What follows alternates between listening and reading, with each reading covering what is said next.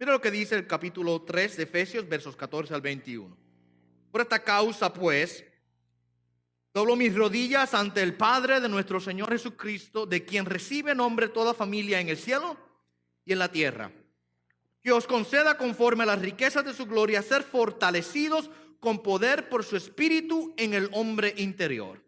De manera que Cristo more por la fe en vuestros corazones y que arraigados y cimentados en amor seáis capaces de comprender con todos los santos cuál es la anchura, la longitud, la altura y la profundidad, y de conocer el amor de Cristo que sobrepasa el conocimiento, para que seáis llenos hasta la medida de toda la plenitud de Dios.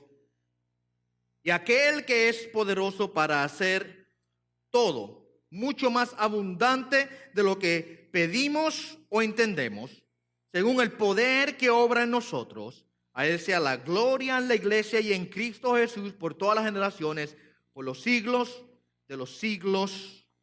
Amén. Señor, te damos gracias por tu amor y fidelidad hacia nuestras vidas, oh Dios. Gracias, Señor, por esta preciosa palabra que tenemos delante de nosotros, la cual el apóstol Pablo ofrece una oración a favor de los santos, de que lleguemos a alcanzar la plenitud, la experiencia de la plenitud de Dios en nuestras vidas, Dios. Te pedimos, Padre Santo, que nos ayudes a experimentar, oh Dios, estas verdades en nuestros corazones, en nuestras almas, Dios. Señor, que no seamos cristianos débiles, sino fortalecidos por el Santo Espíritu, y que aprendamos, Señor, que comprendamos, entendamos la grandeza del amor que tú tienes por nosotros en Cristo Jesús, y que tu plenitud se manifieste en nuestras vidas, Señor. Te rogamos, Dios, que tú hagas esta palabra una realidad en nuestros corazones. Por Cristo Jesús, Padre, nos ponemos en tus manos y te suplicamos, Señor, que nos hables. Y yo simplemente como un instrumento tuyo, hecho de barro, Dios, te pido que me uses solamente para tu gloria y tu honra y la edificación de mis hermanos. Por Jesús, oramos y rogamos estas cosas. Amén y amén. Cuando nosotros comenzamos a estudiar el libro de Efesios, si ustedes recuerdan, allá en el mes de mayo creo que fue, estábamos en el capítulo número 1 de esta epístola y estábamos mirando allá a donde el apóstol Pablo hace una oración en aquel capítulo por la iglesia de Éfeso. Una de las cosas que yo les dije a ustedes en aquella ocasión es que nuestras oraciones realmente nos dicen mucho acerca de nuestras prioridades en nuestras vidas, de qué realmente nosotros le damos importancia. Y en aquella ocasión hablamos de que el apóstol Pablo estaba orando por sabiduría y entendimiento espiritual, o sea, por conocimiento, que la iglesia recibiese un entendimiento profundo acerca de las bellezas y las riquezas que hay en Cristo Jesús. Aquí en esta mañana ahora el apóstol Pablo ofrece otra oración más ahora, en la cual él pide a favor de la iglesia, y aquí él pide y ruega por fortaleza, que seamos fortalecidos en el Señor. Así que en la primera oración él ofrece dos oraciones en esta epístola. En la primera oración él ora por sabiduría y conocimiento espiritual. Aquí ora por fortaleza espiritual. Y como les dije, el contenido de nuestras oraciones va siempre a indicarnos a qué le damos nosotros prioridad. Debemos siempre examinar las cosas por las cuales oramos, porque tales cosas nos van a indicar a nosotros en dónde está nuestro corazón. Por ejemplo, si estoy siempre orando por dinero, pues usted sabe que es dónde está su corazón, ¿verdad? No tengo que hablar mucho de eso. Las prioridades de su corazón se van a demostrar a través de su vida, a través de sus oraciones. Si sus peticiones siempre son por cosas materiales, usted siempre sabemos que entonces está pensando únicamente en cosas ¿qué? Materiales. Pablo aquí nos enseña a nosotros a orar por cosas más importantes, cosas mucho más trascendentales que el dinero o las posesiones o la salud aún. Pablo nos enseña a orar aquí a nosotros, como dije en la primera epístola, en la primera oración, a orar por sabiduría y conocimiento. Ahora nos enseña a orar por fortaleza. Y presenta a él delante de Dios esta petición de manera muy hermosa. Una de las cosas también que yo les dije al principio del libro de Efesios es que el libro de Efesios lo podemos dividir prácticamente en dos porciones, dos partes. ¿Okay? Los capítulos 1 al 3 es una epístola realmente corta, son 6 capítulos nada más.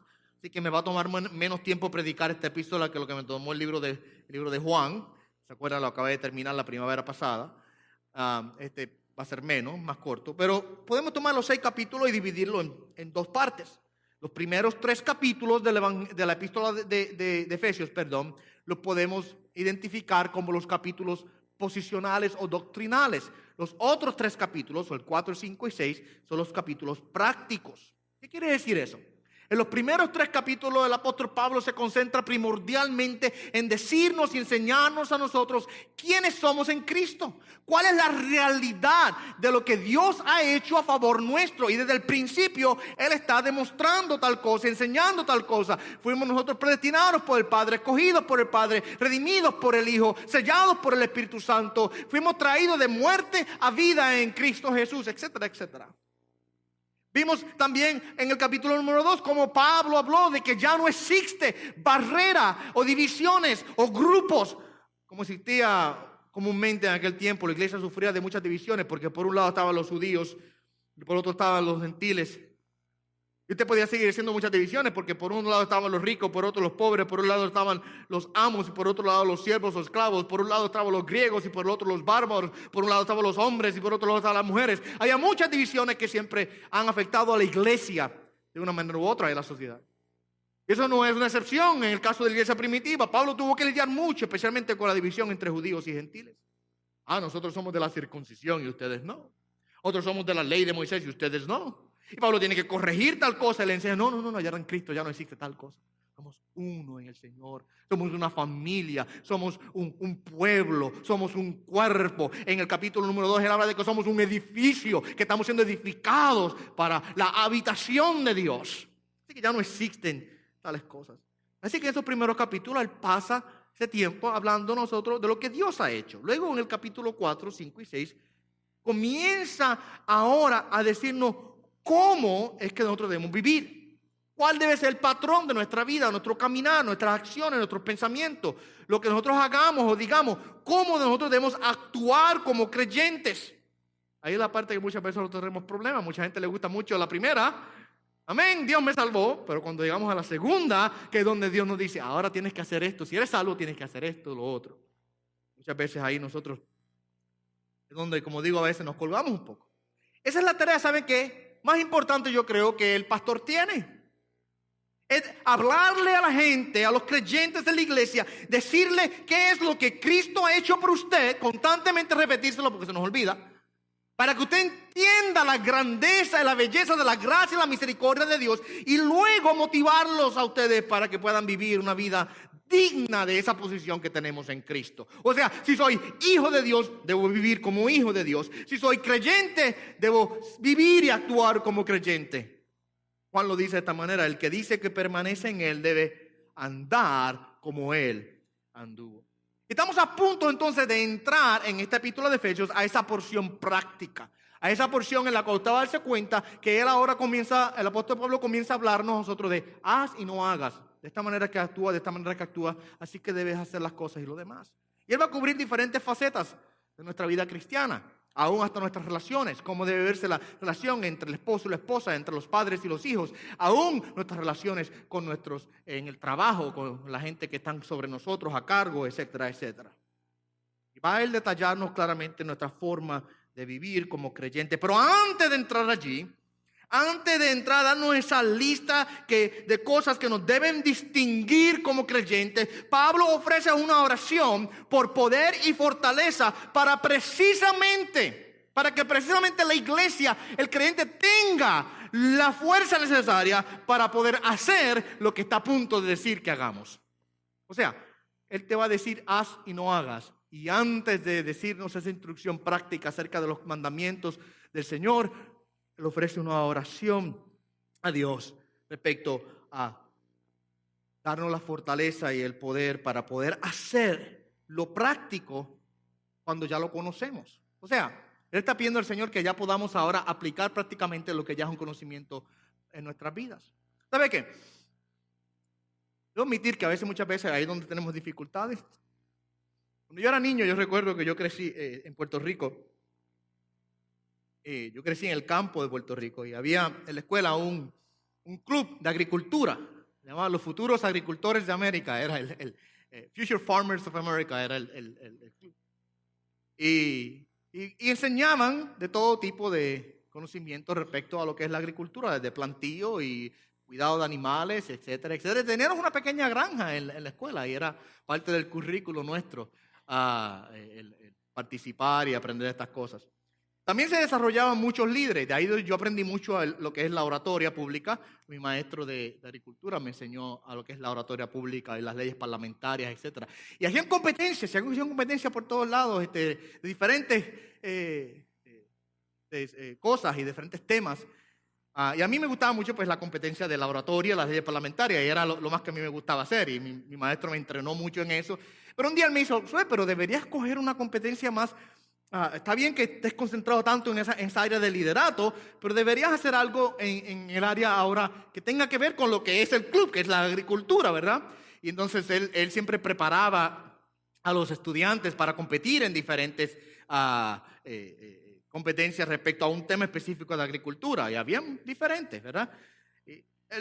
Yo terminé escogiendo el ganado vacuno, o sea, lo que es la ganadería. Me dio el libro de ganadería y yo no tenía ganado en casa, pero aprendí, cogí el libro de ganadería y lo leí. Y la primera etapa era hacer un examen escrito, ¿verdad? Y saqué perfecto el examen. Perfecto, 100. Entonces ese examen escrito que yo hice, pues iba ahora comparándose con los otros exámenes escritos de otros estudiantes a través de toda la región, y así por el estilo iba subiendo de escalón a escalón hasta que llegó mi examen al nivel estatal, o sea, cubriendo toda la isla de Puerto Rico, ¿verdad? Entonces, y cualifiqué para la competencia última, la última competencia, que es a nivel estatal, que es el trofeo más grande que te podías ganar, pues era ese. Y llegué allá también en la competencia de leyes parlamentarias y en la competencia de ganado vacuno, ganadería. Cuando llego a la competencia de ganadería, me llevan a un establo y me ponen allí 2 o 3 vacas y me empiezan a hacer preguntas, esto y lo otro. Y me dicen, toma, aquí tienes el kit para saber si la leche es buena o no. Tenía que hacer un análisis químico de la leche para saber si estaba en buenas condiciones o no. Yo nunca había ordeñado una vaca. Ahí tuve que a última hora ponerme a practicar. Me colgué. Tenía el conocimiento, el punto que quiero hacer, tenía el conocimiento escrito, lo sabía, yo sabía las cosas, pero cuando llegó el momento de tomar y actuar y poner en práctica, ahí es donde fallé completamente. Me gané un trofeo de 4º lugar. Pero eran unos 4 participantes nada más, anyway. Así nos pasa muchas veces a muchos creyentes, que tenemos el conocimiento, tenemos el entendimiento, pero nos encontramos muchas veces incapaces de poder hacer las cosas, incapaces de llegar a la acción. Ustedes ven que entonces el conocimiento no es suficiente. Sí, es necesario, es básico y fundamental. Pero tenemos que ir del conocimiento ahora a tener el poder y la fuerza para que podamos hacer las cosas. Tenemos que ir del conocer al hacer. ¿Ok? Del conocer al hacer. Si me quedo solamente en el conocer lo que Dios ha hecho por mí, pero no paso de conocer a hacer lo que Dios pide de mí, entonces, mi amado hermano, no estoy completando mi vida como creyente. Estoy viviendo realmente a medias. ¿Ok? Así que es importante que nosotros aprendamos a, por así decirlo, encender el automóvil. Usted puede ser un buen mecánico, usted puede ser una persona que sabe todo del auto, usted sabe cómo funcionan todos los motores, el combustible, el sistema de inyección, de transmisión y todo lo demás, y usted conoce todo eso, pero si usted no toma ahora la llave, enciende el auto y comienza a conducirlo, de nada le sirve el conocimiento de cómo opera el auto. Usted tiene que tomar, encender y conducir, y así el auto lo puede llevar a algún lugar. De otro modo, simplemente es un auto ahí. No cumple el propósito. Así nosotros tenemos que, ahora, mis amados hermanos, teniendo el conocimiento, tenemos que, por así decirlo, encender nuestra fortaleza espiritual y llevar ahora nuestras vidas a acción. Y eso es lo que Pablo está orando ahora. Pablo está orando que ahora nosotros como creyentes tengamos la fortaleza interna para poder ahora llegar a lo que él viene a hablar en los capítulos 4, 5 y 6, que es la acción en la vida del creyente. Así que con eso en mente, consideremos esta oración de nuestro hermano Pablo. Y él comienza en el capítulo número 14 diciendo: por esta causa, y tenemos que hacer una pausa para preguntar cuál es la causa. Él dice: por esta causa yo doblo mis rodillas, o sea, por esta causa yo oro, pero no nos dice ahí cuál es la causa. Dicho sea de paso, usted tiene que ir para atrás entonces ahora al capítulo 3, verso 1, porque allá también él dice: por esta causa. ¿Recuerda la semana pasada cuando estuvimos predicando de los versos 12 al 13? Las últimas 2 semanas hablamos de eso. Y le dije a ustedes que el apóstol Pablo está a punto de comenzar una oración en el verso 1. Él va a arrancar, por así decirlo, a correr, a hacer una oración. Pero antes de entrar a hacer la oración, él hace una pausa. Él dice: por esta causa, ya el verso 1 dice: yo, Pablo, prisionero de Cristo, por amor a vosotros los gentiles. Y ahí hace un paréntesis. Y comienza ahora a explicar del verso 2 al verso 13 el misterio de Cristo.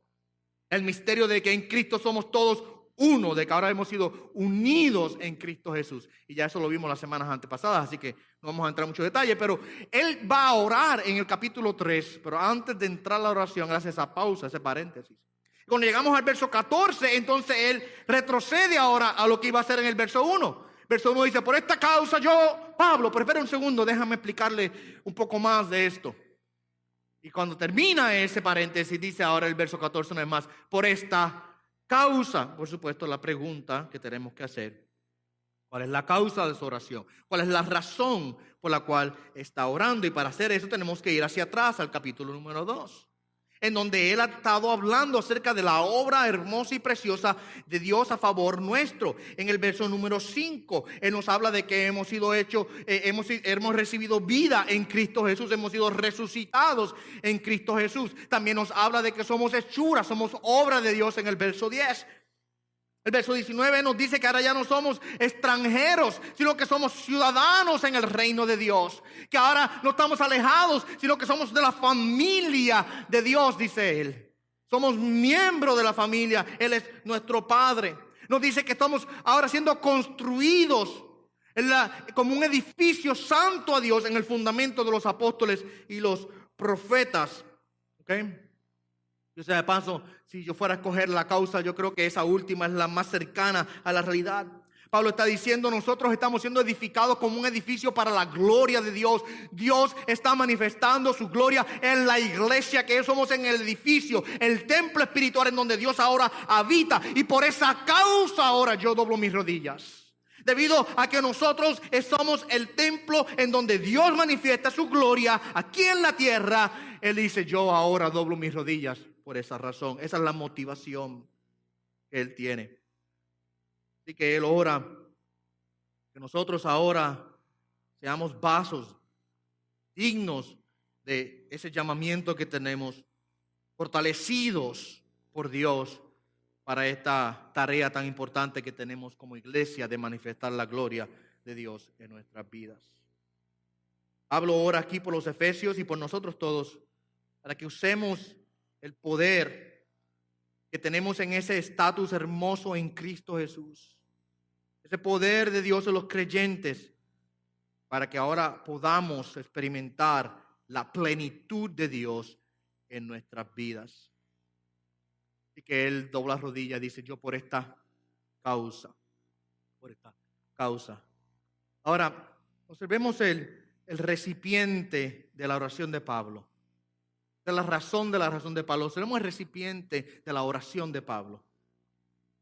Pablo dice: yo doblo mis rodillas delante del Padre de nuestro Señor Jesucristo. Quiero hacer una pausa momentánea ahí. Dice: yo doblo mis rodillas. Pablo no está aquí prescribiendo cuál es la forma o la postura en la cual debemos orar. En la Escritura tenemos muchos ejemplos de que se puede orar de diferentes maneras. Tenemos personas en la Escritura orando de pie, tenemos personas en la Escritura orando sentados, tenemos personas en la Escritura acostados en el suelo. Dicho de paso, si usted lee la historia de Jesucristo en Getsemaní, cuando él está orando al Padre antes de ir a la cruz, dice que él se postró con su rostro en el piso. Dice de Jesús. Así que no tiene tanto, Pablo no está aquí prescribiendo que usted para orar tiene que doblar rodillas. Lo que sí vemos en la frase yo doblo mis rodillas, sea que sea literalmente o figurativamente una representación de una actitud de sumisión y un reconocimiento de que uno está delante de la presencia de alguien que es mucho más digno y que tiene más poder y tiene más autoridad que yo. Cuando yo digo yo doblo mis rodillas delante de Dios, yo postro mi vida delante de Él, es un reconocimiento de que hay alguien con una posición mucho más grande y yo tengo una posición de bajeza y asumo tal cosa. Así que más de prescribir una posición de la oración, estamos hablando de una actitud del corazón. ¿Okay? Porque mucha gente puede caer ahora un poquito legalista y decir, bueno, si no estás arrodillado no estás orando. Ay, yo me pregunto, ¿y las personas que están en silla de ruedas, pobrecitos, no pueden doblar la rodilla para ponerse en el piso a orar? Eso nunca van a poder orarle a Dios. ¿Ve? Así que vayamos más allá del acto físico, aunque no está nada mal hacer el acto físico. Y dicho sea de paso, si usted tiene la capacidad de hacer el acto físico, quizás eso le ayude a poner su corazón en la posición correcta delante de Dios. En la Escritura vemos en varias ocasiones cómo es que el doblar la rodilla se hizo o se usó en un momento de gran pasión o de emoción, ofreciendo una oración apasionada a Dios, una intercesión a Dios. Por ejemplo, en el Antiguo Testamento tenemos una historia de Esdras. Esdras allá en el capítulo 9, versos 5 al 6. Dice que él había visto el pecado de su pueblo, él había visto las iniquidades del pueblo que se habían multiplicado en medio de todo aquel lugar. Dice Esdras en el capítulo 9, verso 5, pero a la hora de la ofrenda de la tarde me levanté de mi humillación con mi vestido y mi manto rasgado y caí de rodillas y extendí mis manos al Señor mi Dios. Y ofrece una oración a Dios por los pecados de su pueblo. Lo menos que dice, caí de rodillas y extendí mi mano a Dios. Vemos claramente que el doblar rodillas, aún físicamente, se utiliza en la Biblia en momentos de aflicción o en momentos de emoción grande. El apóstol Pablo, en el capítulo número 20 el libro de los Hechos, tenemos una historia bien interesante allí. A mí me gusta usar estas referencias para demostrar o explicar el punto, porque a la misma vez que estoy explicando el punto, estoy enseñándole a ustedes la Biblia, ¿ok? En el capítulo número 20 del libro de Hechos nos encontramos con la historia en la cual Pablo se está despidiendo de los ancianos o de los pastores de la iglesia de Éfeso, dicho sea de paso. Él mandó a llamar a los ancianos de la iglesia de Éfeso a que se encontraran con él en Mileto, en un puerto en donde él estaba a punto de zarpar hacia Jerusalén. Y ya Dios había hablado de que cuando él llegase a Jerusalén, él sería arrestado. Los judíos tomarían a Pablo y lo arrestarían. Y después de hablar con ellos extensamente, después de tener una conversación extensa con ellos, dándole instrucciones finales a estos pastores respecto a lo que ellos deberían hacer cuando él partiera de medio de ellos. Mira lo que dice el capítulo 20 de Hechos, versos 36 en adelante. Cuando terminó de hablar, se arrodilló y oró con todos ellos. Y comenzaron a llorar desconsoladamente y abrazaron a Pablo, lo besaban afligidos especialmente por la palabra que había dicho de que ya no volverían a ver su rostro, y lo acompañaron hasta el barco. Noten ese momento de pasión, en ese momento de emoción. Dice que el apóstol Pablo se arrodilla junto con ellos y oraron juntos. Y usted ve cómo ellos oraron, se abrazaron, lo demás. Pero el punto es que él dobla sus rodillas en un momento de pasión y de emoción en su vida. Él estaba despidiéndose de sus buenos amigos, pastores que él había entrenado, ancianos que él había instruido en el camino del Señor, que él los había dejado en la iglesia de Éfeso para que pastoreara la iglesia. Él estaba despidiéndose de ellos para irse a lo que seguramente ahora llevaría a un encarcelamiento y probablemente eventualmente su muerte. En ese momento de emoción, él dice, dobló sus rodillas. Así que Pablo, al decir yo doblo mis rodillas, es una expresión de la intensidad de la oración que le está ofreciendo delante de Dios Padre, que me lleva al próximo punto. Esa es la actitud de la oración. Miremos al recipiente de la oración. ¿A quién él se dirige? ¿A quién él se dirige? Dirige al Padre, al Padre de nuestro Señor Jesucristo.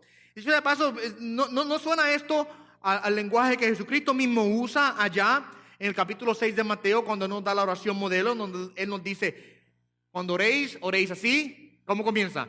Padre nuestro, Padre nuestro. Es un título especial. Podemos usar muchos títulos para dirigirnos hacia Dios, ¿verdad? Creador de todas las cosas, dueño y Señor del universo, Dios eterno, ¿verdad? Podemos usar todos esos títulos que le aplican a Dios, se le aplican a Dios. Cada uno son reales.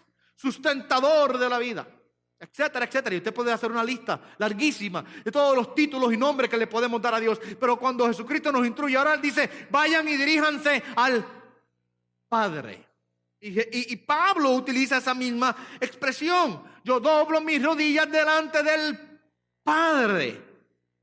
¿Por qué esto es importante? ¿Por qué es importante el entender y conocer a Dios como Padre? Porque denota la realidad de que tenemos un acceso especial en la presencia de Él. Nosotros ahora no venimos a Él con un temor irreverente, temiendo de que Él nos ha de rechazar o que ha de ser indiferente a nosotros. Nosotros no venimos a Él como los paganos en el tiempo de Pablo, aún muchos hoy día todavía, que venían para tratar de aplacar de alguna manera a sus dioses y ver cómo podían ganarse el favor de ellos. No, nosotros venimos delante de Dios sabiendo que venimos delante de un Padre que es tierno, que es amoroso, que está preocupado, que es compasión, que tiene compasión y que nos acepta. Un Padre que nos recibe con brazos abiertos. Por eso es que el título de Padre es tan importante. Por eso es que esa realidad de identificar a Dios como nuestro Padre es tan importante para nuestras vidas. De la misma manera que un padre aquí en la tierra acepta y recibe a sus hijos con amor. Aún los que son padres aquí pueden decir amén. Y si no pueden decir amén, no digan nada, solamente muevan los pies. Aún cuando nuestros hijos hacen cosas que nos hieren, nos lastiman, nuestros corazones nunca guardan rencor. Quizás hay gente que guarda el rencor por muchas cosas, mucha gente, pero es muy difícil que un padre y una madre guarden rencor por sus hijos. No hacen más que hacer lo que hicieron mal, y aunque los disciplinamos ya perdonados. ¿Verdad que sí? Los disciplinamos ya perdonados. Antes de yo ejercer la disciplina sobre mi hijo, que de vez en cuando tengo que ejercerla, tengo dos, uno ya grandecito y otro pequeñito, usted lo conoce.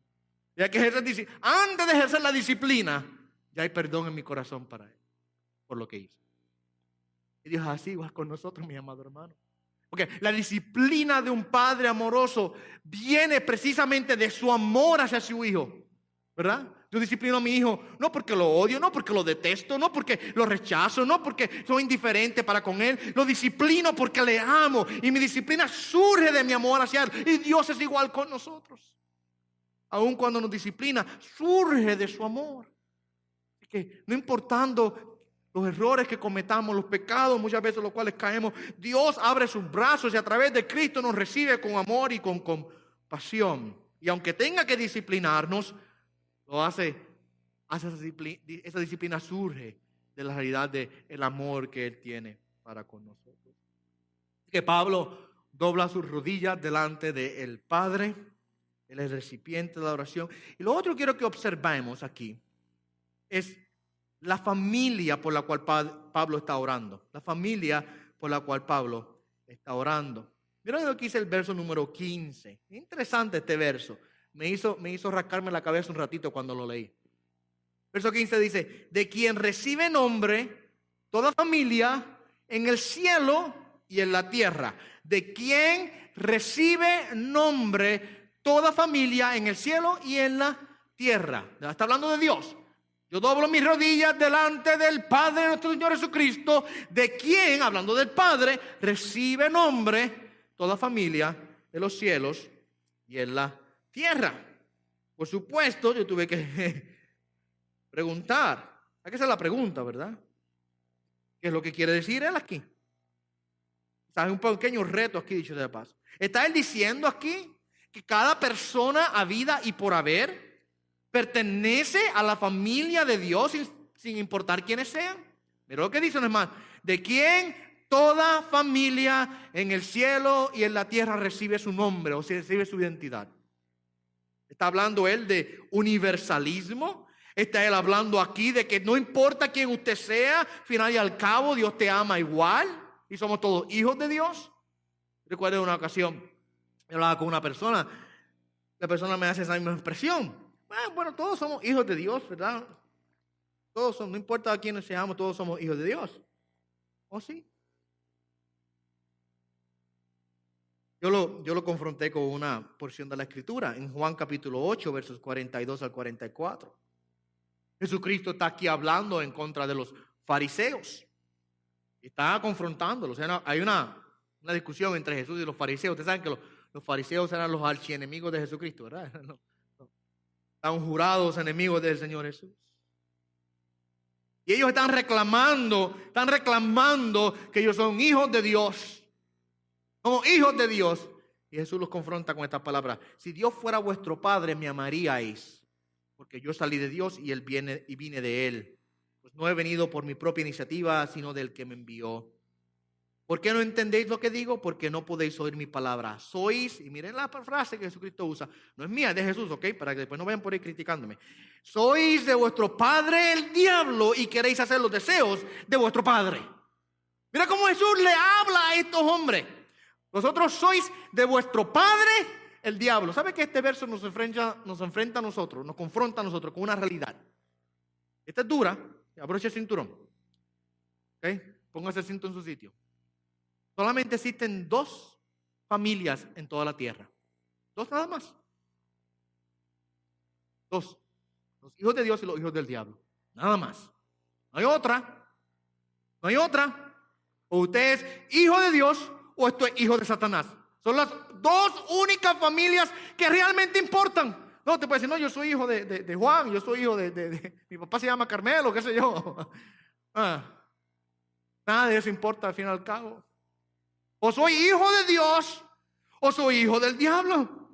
No hay otra manera. Así que cuando Pablo dice aquí, en el verso 15, de quien toda familia recibe su nombre en los cielos, en el cielo y en la tierra, Pablo no está diciendo que ahora todo el mundo es hijo de Dios. Que ahora todo el mundo recibe su nombre de parte de Dios. No es eso lo que está queriendo decir. ¿Qué está hablando Pablo aquí? Tenemos que entender de que él está venido hablando desde el capítulo anterior. Él está hablando de los creyentes. Acuérdense, esta epístola del apóstol Pablo no fue escrita a no creyentes. ¿Fue escrita a quién? A una iglesia. Pablo está hablando con el cuerpo de Cristo. Está hablando con los creyentes. Y a los creyentes les está diciendo, vosotros sois de la familia de Dios. Está en el capítulo 2. Lo vimos ya hace unas cuantas semanas atrás. Somos hijos de Dios. Ahora aquí Él nos dice a nosotros, y me encanta esta frase ahora cuando la entiendo de esta manera, que nosotros los creyentes, mi amado hermano, recibimos nuestro nombre o derivamos nuestro nombre de Dios. Aquí no está hablando, mi amado hermano, de todo el mundo, está hablando de los hijos de Dios, aquellos que ya están en el cielo y aquellos que todavía estamos en la tierra. Es lo que está queriendo decir. Mira lo que dice. De quien toda familia, y ahí vamos a hacer una corrección en la traducción. Debemos decir de quien toda la familia, o la familia entera. Y cuando dice la familia entera, ¿de qué familia está hablando? De la familia espiritual de Dios a la cual nosotros pertenecemos. O sea, de quien toda la familia de Dios recibe su nombre. Mire qué cosa tan linda. ¿Usted sabe qué? Usted nació allá en su pueblo. Usted hijo de tal persona y nosotros recibimos nuestra identidad, nuestro primer nombre, ¿verdad? Yo soy Josué y recibimos nuestra distinción de nuestro apellido, ¿verdad? Rodríguez, para que no se confundan quiénes somos. Yo tenía un pastor que decía años atrás que si es Rodríguez tiene que ser bueno. Nosotros recibimos, ¿verdad?, nuestra identidad y nuestra distinción a través del nombre que nos ha sido dado. ¿Ok? Ahora, ¿Sabe qué? Nosotros tenemos ahora un nombre que va más allá de nuestro nombre terrenal. Sí, quizás a usted lo llama, a mí me llamaron Josué Rodríguez. Si estuviera en Puerto Rico, pues tenía que poner el apellido de mi mamá también, porque en Puerto Rico usamos dos, Rivera. ¿Okay? Pero hay un nombre más importante, más trascendental, más alto, más divino que ese, porque es el nombre que nosotros derribamos o extraemos o recibimos de parte de Dios. Ahora en Cristo, tenemos un nuevo nombre. Como dije, un nombre que es mucho más importante que el nombre que recibimos en esta tierra. Es el nombre de Dios. Ahora tengo una nueva identidad en Cristo. Ahora ya yo no soy Rodríguez o cualquier otro nombre que usted pueda tener. Ahora soy un hijo de Dios y mi nombre en Cristo viene o lo recibo de parte de Dios. De la misma manera en que usted recibe su nombre de sus padres. ¿Quién le dio su nombre? Usted no escogió su nombre, ¿verdad que sí? ¿Verdad que no? ¿Usted tuvo opinión en el nombre suyo? Hay pobrecitos de algunos que le dan esos nombres así bien, ¿sabe? Extensos. Vamos a ponerlo. Extensos, ¿verdad? El pobre niño está aprendiendo a escribir en kinder, ¿verdad? El nombre así grandísimo. Bueno. Su padre le dio su nombre. Y usted se identifica con ese nombre que su padre le dio. De la misma manera, ahora nosotros siendo, mire, hijos de Dios, recibimos nuestro nombre de Dios. Y una vez más, ya no soy Rodríguez. Ese es secundario ahora. Es secundario. Mi identidad terrenal es secundaria. De una nueva identidad en Cristo. Yo quiero hacer un paréntesis corto, que quizás esto no es algo que está aquí directamente en el texto, pero quiero llamarle la atención a ustedes a una realidad que debe gobernar nuestra vida. Nosotros muchas veces tenemos la tendencia, escuche bien, a caer en el error de evaluar nuestras relaciones de sangre terrenal como más importante que nuestras relaciones espirituales en Cristo. ¿Entendió lo que dije, verdad? O sea, que valoramos más nuestra relación filial con nuestra familia terrenal aquí, primos, tíos, hermanos, papá, mamá, abuelo, lo demás, que nuestra relación que tenemos ahora en Cristo Jesús. Ay, pastor, ¿esto está mal? Sí está mal. A menos que tu familia terrenal sean hermanos en Cristo. Perfecto, está mucho mejor todavía. Pero mi relación con mis hermanos en Cristo es más importante y trascendental que mi relación con la familia terrenal. No diga ouch, diga amén. Déjeme pintárselo, déjeme explicárselo con un ejemplo de la vida de Jesucristo. En una ocasión, ustedes si recuerdan bien el ministerio de Jesucristo, aparece, Jesucristo está con los discípulos, está predicando, está enseñando y aparece la mamá de los hermanos de Jesús. Su mamá y sus hermanos. Lo vienen a buscar. Al principio del ministerio de Jesucristo, ni la mamá de Jesús, ni los hermanos y hermanas, porque Jesucristo tenía hermanos y hermanas, si usted no lo sabía, él no era hijo único. María no fue virgen perpetuamente, ¿ok? No, porque esa es otra de las mentiras del catolicismo romano, que María es siempre virgen. No, la Biblia habla de que Jesucristo tuvo hermanos y hermanas. Aparte de eso, ¿usted cree que José, después que tuvo que soportar el que su esposa tuvo un hijo que no era el padre? Él tuvo que humillarse. ¿Sabe que José tuvo que humillarse? Porque fue instrucción de Dios. Y él tuvo que aceptar la voluntad de Dios de que el primer hijo de su esposa no era de él. Y lo crió como hijo suyo. Lo cuidó como hijo suyo. ¿Pero usted cree que él no iba a querer tener hijos propios entonces? Claro que los tuvo. Al principio entonces del ministerio de Jesucristo, María y los hermanos de Jesús, probablemente ya José había muerto porque no se menciona después que Jesucristo comienza su ministerio, José no está por ningún lado, así que probablemente ya María era viuda. ¿Okay? Ellos no creían en Jesús, María no creía en Jesús, ni sus hermanos ni sus hermanas. Ellos pensaban que se había vuelto loco, que se había soltado un tornillo en la cabeza. Y entonces un día Jesucristo está enseñándole a sus discípulos y aparece María y sus hermanos buscándolo. Y viene y le dice: mira, Señor, tu mamá y tus hermanos están afuera y te buscan. La respuesta de Jesucristo es interesante. Ustedes la saben, ¿verdad que sí? Jesucristo responde con una pregunta y dice: ¿quiénes son mi madre y mis hermanos y mis hermanas, sino son aquellos que hacen la voluntad de mi Padre. Vosotros, ustedes son mi madre y mis hermanos y mis hermanas. Mire eso. Allí en aquel lugar Jesucristo identifica la realidad de que ahora en Él tenemos una relación filial en Cristo que va más allá y es más importante que mis relaciones terrenales aquí en la tierra. Aquí en esta vida, debo decir. Es la realidad. Tenemos que aprender eso, mi amado hermano. Pero muchas veces podemos permitir que nuestras relaciones terrenales, ya sean con familiares o ya sean amistades o lo demás, se interpongan o interrumpan nuestra relación con Dios y con nuestros hermanos en la fe. ¿Okay? Esa es una exhortación, un paréntesis que hice para exhortarle a ustedes, a que consideremos la realidad. Jesucristo en una ocasión dijo, si tú no aborreces a tu padre, a tu madre, a tu hermano, a tu hermana y lo demás, no eres digno de mí. Ay, Señor, esa palabra está fuerte. Jesucristo está queriendo decir que yo debo odiar a mis hermanos, a mi familia terrenal. No, eso no quiere decir. Tenemos que entenderlo en el contexto judío. La palabra quiere decir preferir. Jesucristo dijo, si tú prefieres a tus relaciones terrenales por encima a mí, no eres digno de mí. Es lo que quiere decir. O sea que tienes que estar dispuesto a sacrificar, si es necesario, tus relaciones terrenales por causa del Señor. Es lo que quiere decir. Oh, porque sí, porque quizás ahora tú vienes a servirle, tú quieres servirle al Señor y tu tío que siempre te amaba tanto, ahora que eres creyente te dice, ay, sí, aleluya, me trae loco ya con su cosa de la Biblia de Jesús. Ya no quiere saber más de ti. Te ve de reojo quizás. ¿Qué es más importante? ¿La familia en Cristo o la familia en la tierra? ¿Tú sabes qué? Y cierro este punto con esto. Hay solamente una familia con la cual usted va a pasar la eternidad. Hay una familia con la cual usted va a pasar la eternidad. Escuche bien esto, recuerde estas palabras. Si tu familia no le sirve al Señor, si tú tienes gente que no le sirve al Señor, no importa quién sea, papá, mamá, primo, sobrino, tío, abuelo, lo que sea, si no le sirven al Señor, tú no vas a pasar la eternidad con ellos.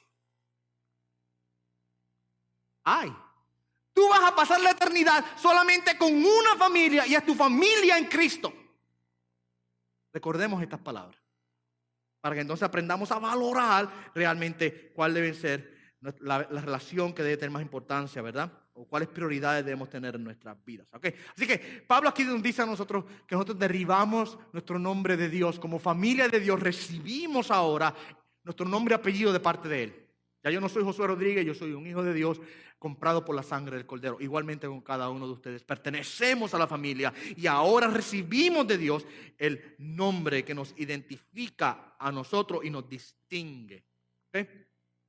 Ahora, yo quiero que observemos, vamos a comenzar ahora, no voy a poder terminar, la progresión ahora de la oración de Pablo. Ya vimos la introducción a la oración. Él dice, por esta causa, ¿cuál causa? La realidad de lo que Dios ha hecho por nosotros. Somos un templo de habitación de Dios aquí en la tierra para la gloria del Padre. Por esa causa, ahora yo doblo con una actitud de humildad, de pasión, de emoción, de entrega delante de Dios, el Padre que ahora nos escucha, nos recibe con ese amor distinguido de Padre, de quien nosotros ahora recibimos nuestro nombre, nuestra identidad, nuestra distinción. Ahí está la introducción a la oración. Ahora yo quiero que observemos la oración como tal.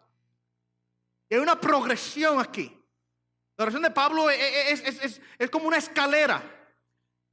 Hay varios pasos, hay 6 pasos y luego una plataforma hermosa, gloriosa, a la cual llegaremos al final de la oración. ¿Okay? Consideremos esta progresión entonces de la oración del apóstol Pablo. El primer punto, el primer paso de la oración, esta escalerita de la oración de Pablo, es que los creyentes seamos fortalecidos internamente a través del Espíritu Santo. ¿Ok? En el verso 16, que os conceda conforme a las riquezas de su gloria ser fortalecidos con poder por su Espíritu en el hombre interior. Y yo quiero que observemos 3 cosas importantes respecto a esta petición primera que él presenta.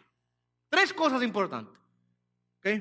Lo primero que yo quiero que observemos es que esta petición es por fortaleza y observemos 3 cosas que distinguen a esta fortaleza.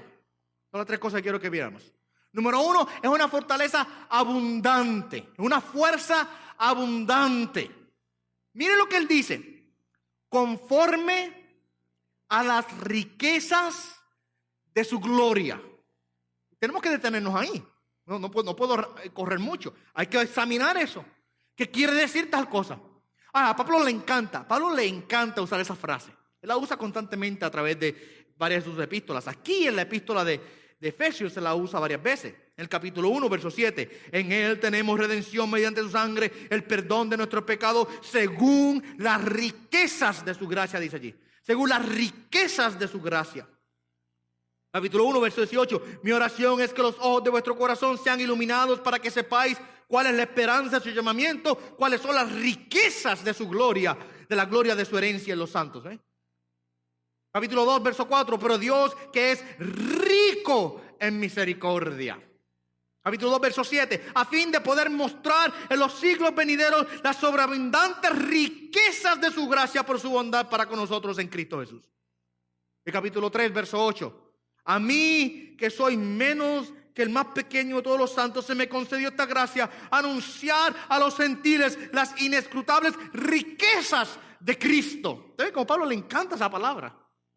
Y no solamente aquí, en otras epístolas también. Filipenses capítulo 4, verso 19 dice: y mi Dios proveerá a todas vuestras necesidades conforme a sus riquezas en gloria en Cristo Jesús. Romanos 9, 23. Lo hizo para dar a conocer las riquezas de su gloria sobre los vasos de misericordia que de antemano Él preparó para gloria. Y uno de mis versos preferidos en toda la Biblia, Romanos 11:33, dice: oh, profundidad de las riquezas y de la sabiduría del conocimiento de Dios, cuán insondables son sus juicios e inescrutables sus caminos. Luego dice: oh, la profundidad de las riquezas. Reflexionemos en esta pregunta. ¿Cuán rico es Dios? ¿Cuán rico es Dios? Yo no estoy hablando solamente, mi amado hermano, de oro y plata, ¿ok? Usamos la palabra rico y rápido ponemos un número, el símbolo dólar, ¿verdad? A ver, ¿cuántos billones tiene? Millones, billones, trillones, por ahí te siguen añadiendo. Ay, ¿qué tanto? El banco lo tiene virado, decimos en Puerto Rico, decimos así: el banco lo tiene virado. O sea, que tiene tanto dinero ahí que... nosotros inmediatamente vamos a esa parte. Pero vayamos más allá, aunque sí, mire, escuche bien. Dios, por supuesto, es el dueño de todas las cosas.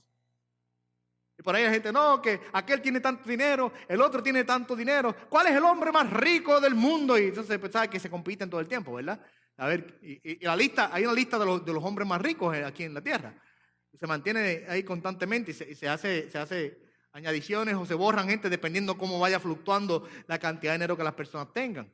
Ay, este es el más rico, o aquel es el más rico, etcétera, etcétera, etcétera. Ahora, Dios es más rico que todos ellos. Usted coja al hombre más rico de la tierra, que ahorita, si no me equivoco, es Jeff Bezos. Jeff Bezos es el CEO, el fundador de la compañía Amazon. Ustedes conocen a Amazon, ¿verdad? ¿Han escuchado Amazon?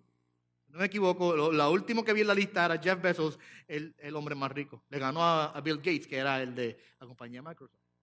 Usted coja al hombre más rico. Es más, mira, usted coja al hombre más rico con todos los otros más ricos que vienen después de él. Y añádalos a todos ellos. Y Dios es más rico que todos ellos. Porque Dios es dueño de todo lo que existe. Él es el creador de las cosas. Él tiene el título de propiedad de todo el universo. De todo el universo. De todo el dinero que está en el banco le pertenece a Dios. Finalmente le pertenece todo a Dios. De todo el oro que todavía está debajo de la tierra, los diamantes, los rubíes, las esmeraldas y toda la piedra preciosa que todavía está enterrada, que no se ha descubierto, le pertenece a Dios. Y de todas las expansiones del universo que existe, todo le pertenece a Dios. Así que Él es más rico que todo. Pero mi amado hermano, cuando yo hago la pregunta, ¿cuán rico es Dios? No quiero que solamente nos enfoquemos en las cosas materiales. Claro, todo le pertenece a Dios. Pero estoy hablando de la riqueza de su gloria, la riqueza de su poder y de todos los atributos superlativos que nosotros podamos hacer una lista de ellos. Con grande, excelso es Él. Todopoderoso, todo misericordioso. Y etcétera, etcétera. Puede ir haciendo una lista de las grandes riquezas que hay en Dios. Y podemos resumirlo con una frase bien sencilla. Simple y sencillamente, no hay límites a la riqueza de Dios. No hay límites. No hay límites, amados hermanos, a las riquezas de Dios. ¿Okay?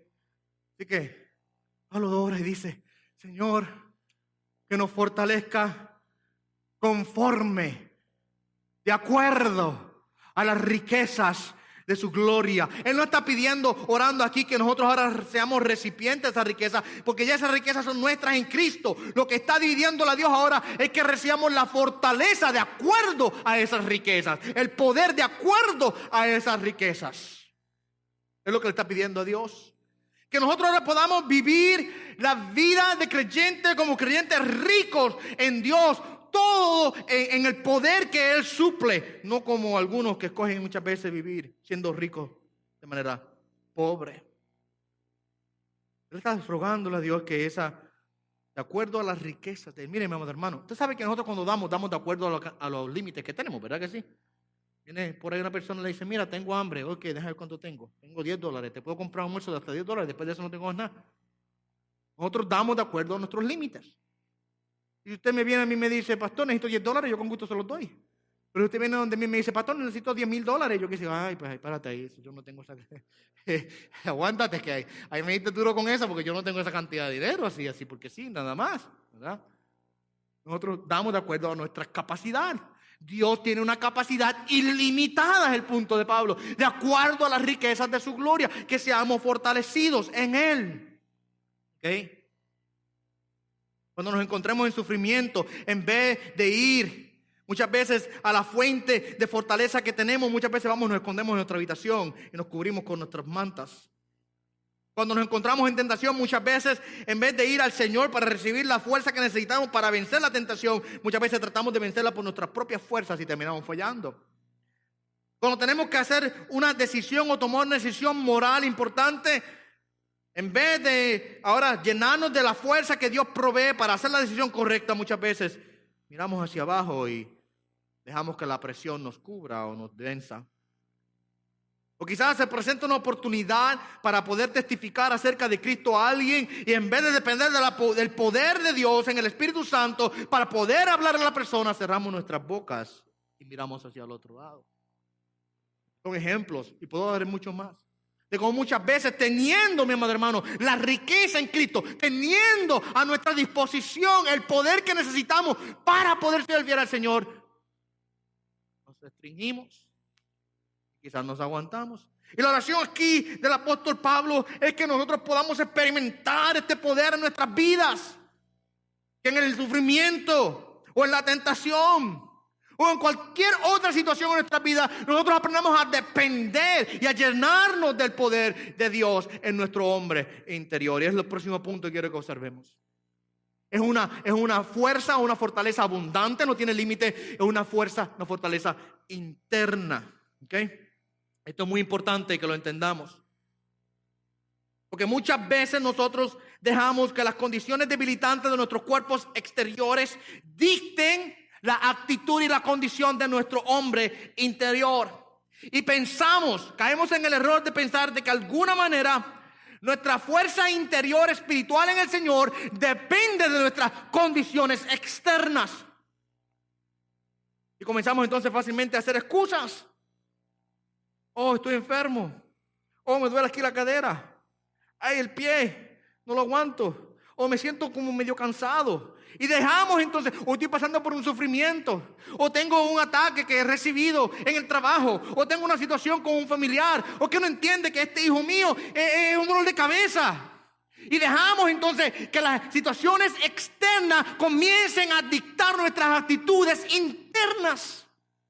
Y ahora permitimos que esas cosas nos derrumben. Tenemos que entender, mis amados hermanos, que mientras que tenemos situaciones realmente externas, yo no estoy negando que las tengamos, sí las tenemos, son reales, la enfermedad es real, el cansancio es real, créame, yo las paso. Esta mañana estaba subiendo por ahí a buscar los micrófonos arriba y ya las rodillas me decían, ay. Pero mi dolor externo, mi situación externa no dicta, no puede dictar mi condición interna. Déjeme darle un ejemplo de la Biblia, mi amado hermano. En una ocasión el apóstol Pablo está predicando Y se levantó la multitud en contra de él. Y los líderes del pueblo, allá en el capítulo 16 de Hechos, usted encuentra esto.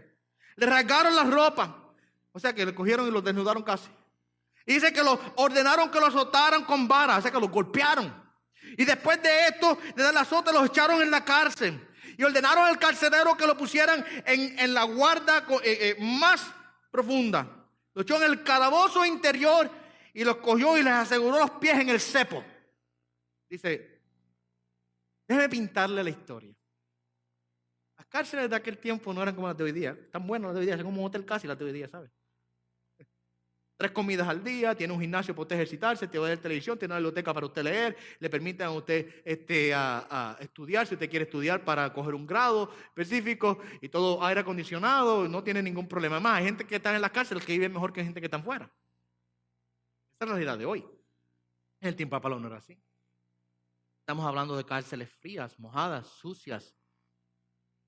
No había baño. Usted hacía necesidades donde usted estuvo encarcelado. Y Pablo estaba en el calabozo más inferior, el más interior, en el cepo abajo, donde caía todos los desperdicios de la cárcel. Ahí estaba Pablo. Él, Silas allí. Dice que los encadenaron en aquel lugar. Verso 25, Hechos 16. Como a la medianoche, Pablo y Silas oraban y cantaban himnos a Dios, y los presos los escuchaban. ¿Usted cree que Pablo y Silas permitieron que su situación externa dictaran la condición y la actitud interna de su corazón? De ninguna manera. Esta es una realidad que era muy simple para Pablo. Él entendía que aunque hubiesen sufrimientos alrededor de él, su hombre interior era diferente. Y por eso es que en 2 Corintios 4:16 él puede decir esto: por tanto no desfallecemos, antes bien, aunque nuestro hombre exterior, este cuerpo, va decayendo, sin embargo nuestro hombre interior se renueva de día en día. Él entendía que su fortaleza interior no dependía de su condición externa. Aprendamos tal cosa, mis amados hermanos. Que muchas veces llega el dolor, llega la aflicción, llega diferentes situaciones en nuestras vidas y permitimos de inmediato que esas cosas ahora nos derrumben espiritualmente. Ay, me duele el pie, no voy para la iglesia. Ay, me duele, me siento un poco cansado, no voy a orar. Ay, tengo una situación en el trabajo, ay, no voy a leer la Biblia. Y comenzamos a abandonar, mis amados hermanos, la práctica de creyente por nuestras situaciones externas. No permitamos tal cosa. Permitamos, mi amado hermano, que seamos fortalecidos. Mira cómo dice él, en el hombre interior. Y que esta realidad, esta fortaleza en el hombre interior sobrelleve y sobrepase nuestras situaciones externas. Son secundarias. De vez en cuando, mire, de vez en cuando hay que aprender a darse una buena sacudida, ¿sabe? Sí. Hay que aprender a sacudirse un poco y a despertar en el Señor. Lo último que quiero que consideremos, y ya estoy cerrando, ya voy a cerrar con esto, el tiempo se me acabó. Esta fuerza por la cual él ora, dije primeramente que es una fuerza abundante, no tiene límites, de acuerdo a las riquezas de la gracia de Dios, de la gloria de perdón. Es una fuerza interna, no externa.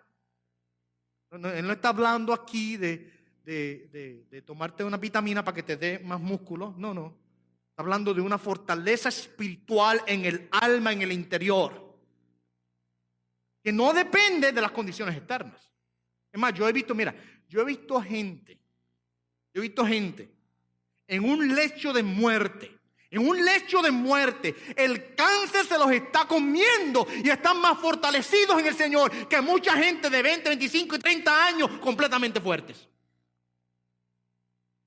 Su fortaleza no dependía de la condición externa, sino de la condición interior del hombre. Y lo último que quiero que consideremos es una fortaleza divina, Pablo aquí dice que seamos fortalecidos conforme a las riquezas de su gloria, con poder por su espíritu en el hombre interior. Yo dije una fortaleza sin límites conforme a las riquezas de su gloria, una fortaleza interna y una fortaleza divina.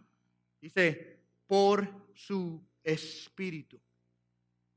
No hay ninguna forma o manera humana de que podamos ser fortalecidos de esta manera. Nosotros no nos conectamos a este poder de Dios en nuestro hombre interior por métodos o metodologías humanas. No es que vamos al doctor y le decimos: doctor, deme una medicinita para ver si se me cura este asunto que tengo. O vamos al psicólogo y le preguntamos y le decimos: ¿qué paso debo seguir para fortalecer mi hombre interior en Cristo? Yo no estoy diciendo que usted no vaya al doctor para que siga los consejos del médico. Claro que sí, yo voy. Cuando me duele el pie, le digo: doctor, ¿qué pasa ahí? Me dice: vamos a ver lo que hay. Ok, así que se resuelve el asunto. Usted sigue el consejo del médico en los aspectos físicos. Pero esto no estamos hablando de cosas que el médico puede resolver. No hay métodos humanos, mis amados hermanos, que puedan seguirse para poder recibir esta fortaleza, porque es una fortaleza que viene solamente a través del Espíritu de Dios. Es una fortaleza divina. Y puede ser recibida solamente por métodos divinos. Solamente Dios es el que puede alcanzar y curar el hombre interior. Y es ahí donde Él realmente quiere trabajar en nuestras vidas. En el hombre interior, no tanto en el exterior. Mira este caparacho, como digo yo. Este cuerpo va decayendo constantemente. Cumplí 38 esta semana y no han pasado en vano. Y ustedes, los que son mayores que yo, saben lo que quiero decir, ¿verdad? Ustedes ya me llevan más años, pero ¿no es esto lo que Dios quiere realmente, que se mantenga fortalecido? ¿Qué es? Nuestro corazón. Y Dios tiene realmente, mi amado hermano, el deseo, el interés de que seamos fortalecidos, como dice Pablo, en el hombre interior a través del Espíritu. Y es Dios y su Espíritu Santo lo único que pueden realmente efectuar tal fortaleza en nuestro hombre interior. Ahora tenemos un problema. Nosotros vivimos en una sociedad que todo es automático hoy día. Usted sabe, ¿verdad eso? Antes se cocinaba en el fogón, hoy día usted mete la cosa en microondas, le da un minuto y ya está hecha la cosa. TV tiene todo, ¿verdad? Antes quería ver una película, usted tenía que ir yo no sé cuál es lo que aquí tienen suficiente edad para esto. Usted tenía que ir al video store, a la tienda de video, y rentar. Primero era el cassette, así grande, para ir al VCR suyo y poner la película. Ay, y que no se me olvidara regresarla, porque después tenía recargo allá cuando no, debes tanto más porque te olvidó traerla a tiempo. Luego vinieron los DVD, que sé qué más. Hoy día es Netflix, tú sabes. Instantáneo. Te apretas el botón, ¡pum! Ahí está la película. No hay que esperar por allá. Mis hijos no tienen la menor idea de lo que es tener que esperar para poder ver una película. ¿Sabes? Ellos no comprenden eso. Mira, el punto es este. Vivimos en una sociedad en donde todo es instantáneo. Y lo queremos arreglar todo de manera inmediata, instantánea. Es más, mire, ¿por qué usted cree que hay tantos anuncios que salen por televisión que le roban el dinero a la gente? Ofreciéndole cosas que no los pueden ayudar. ¿Quieres perder de peso? Tómate esta pastilla y pierde de peso inmediatamente. Entonces cogen y le ponen a usted un modelo, ¿verdad?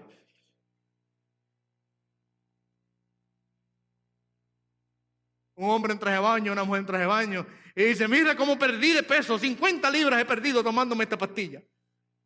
¡Ay! 50 libras perdido tomando la pastilla. Marco ahí, mándame 4 potes de esa pastilla. Rápido se la quieren tomar. Empiezan fielmente después de 2 o 3 semanas tomando. Y Dios, pero he aumentado en vez de perder. Lo que no saben es que la realidad es que hay un proceso para llegar a ese nivel. Se están aprovechando ustedes. De todo, se están aprovechando de la gente. Dice: tómate la pastilla. Y luego lee las letritas pequeñas debajo del pote. Dice: haz ejercicio regular y come saludablemente. Pues si fuera a hacer ejercicio regular y comer saludablemente sin tomarse la pastilla, pero ya peso igual. ¿Verdad que sí? El punto es que, mi hermano, nosotros vivimos en una sociedad, en un tiempo en el cual todo lo queremos en el momento. Queremos ver resultados al instante. Queremos ver nuestro cuerpo físico de manera fortalecida. Queremos adelgazar, pero no queremos hacer ejercicio y tomar cuidado necesario para poder llegar a esas metas. ¿Usted sabe qué?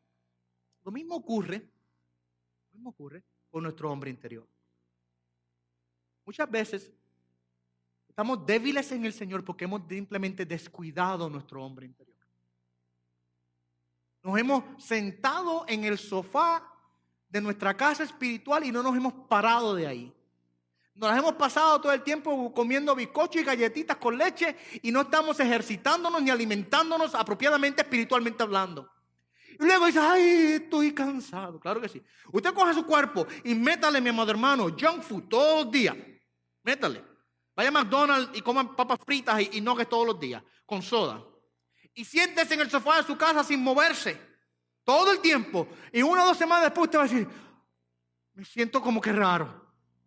No sé qué me está pasando. Claro, si estás inerte, no te estás moviendo y no estás comiendo saludablemente, ¿sabes qué? No importa cuán joven sea, tu cuerpo va a decir, muchacho, ya para. Lo mismo ocurre, mi amado hermano, en nuestro hombre interior. Oh, queremos estar fortalecidos en el Señor, pero muchas veces no queremos ejercitarnos espiritualmente. Mire, mi amado hermano, cierro con este comentario. Ya nosotros tenemos todos los recursos necesarios a nuestra disposición para estar fuertes en el Señor. Ya está ahí. Las riquezas de la gloria de Dios son una realidad en nuestra vida. Dios nos salvó y nos perdonó a través de su Hijo Jesucristo. La presencia de su Espíritu Santo en nuestra vida es una realidad. Él está presente y habita en medio nuestro. Tenemos delante de nosotros la palabra del Señor, la cual es el alimento de nuestro corazón. Tenemos la comunidad de creyentes, de hermanos en la fe, los cuales son nuestra familia de apoyo y soporte. Tenemos el método de la oración que ya nos ha sido dado por Dios, claramente delineado en su palabra. Pero si dejo de hacer estas cosas, puedo sentirme espiritualmente débil. ¿Okay? Si alguien me dice, usted viene de mí, pastor, me siento débil en el Señor, mi primera pregunta es, ¿está comiendo bien? No estoy hablando del arroz y la habichuela que usted hace en su casa, estoy hablando de su comida espiritual. ¿Te estás ejercitando? ¿Cuándo fue la última vez que oraste? Te pregunto. ¿Cuándo fue la última vez que te sentaste a meditar en la palabra del Señor? No leerla, en Puerto Rico decimos como el papagayo. No leerla así rápido más que para pasarle por encima. No. ¿Cuándo fue la última vez que meditaste en la palabra del Señor? Bienaventurado es el hombre, dice Salmo 1, que en su ley medita de día y de noche. Que medita. Detente, haz una pausa. Alimenta tu espíritu, alimenta tu ser, ejercita tu hombre interior. Y sabes que la fortaleza de Dios a través de su Espíritu Santo se hará una realidad en tu vida. Esa es la forma en que Dios ya ha prescrito en su palabra que hemos de ser fortalecidos. Tengo que dejar que la palabra de Dios llene mi mente, llene mi corazón, que el Espíritu de Dios se haga una realidad en mi vida, yo sometiéndome a la voluntad de Dios de manera constante, orar al Señor, meditar en su palabra, congregarme. Esas son ya las herramientas, las sabemos, las tenemos, ¿verdad que sí? Las sabemos. Y que debemos aprender a simplemente a ejercitar, a hacer estas cosas que ya Dios nos ha dicho, y veremos cómo la fortaleza espiritual a través del Espíritu Santo de Dios en nuestro hombre interior se va a hacer una realidad en nuestras vidas. Así que mire, mientras que Pablo está aquí haciendo una oración al Padre para que recibamos fortaleza, yo creo que a la misma vez no solamente una oración al Padre para que nos dé fortaleza, es un llamado a nosotros a reflexionar en las cosas que son necesarias para que tengamos esa fortaleza. ¿Okay? Ahora, nos quedan 5 puntos más para observar, 5 escalones más, 5 pasos más que él va a detallarnos, llegando a la plataforma final después de subir la escalera, concluyendo con una doxología hermosa y preciosa. Sin embargo, ya el tiempo se nos acabó y me fui más de lo que era. Así que usted tiene una cita conmigo la semana que viene que usted quiere observar la próxima parte del progreso de la oración del apóstol Pablo aquí en esta porción de la palabra. Gracias, Señor, te damos por tu amor y misericordia. Gracias te damos, Señor, por el tú amarnos de esta manera tan hermosa, por ser tan rico para con nosotros. Ayúdanos, Señor, a aprender, a depender, a vivir, a hacer de esta fortaleza en nuestra vida una realidad, Dios. Ayúdanos, Señor, a que podamos siempre conectarnos contigo y acceder, señores, los recursos que ya tenemos disponibles a favor nuestro, que los aprendamos a usar. Aprendamos a ponerlo en práctica, que aprendamos a depender de ti, de tu Espíritu, de tu palabra, Señor, para que hagamos de esta fortaleza una realidad en nuestras vidas, Dios. Fortalécenos, Señor, siempre, cada día, Dios. Por Cristo Jesús, oramos y pedimos estas cosas. Amén. Amén.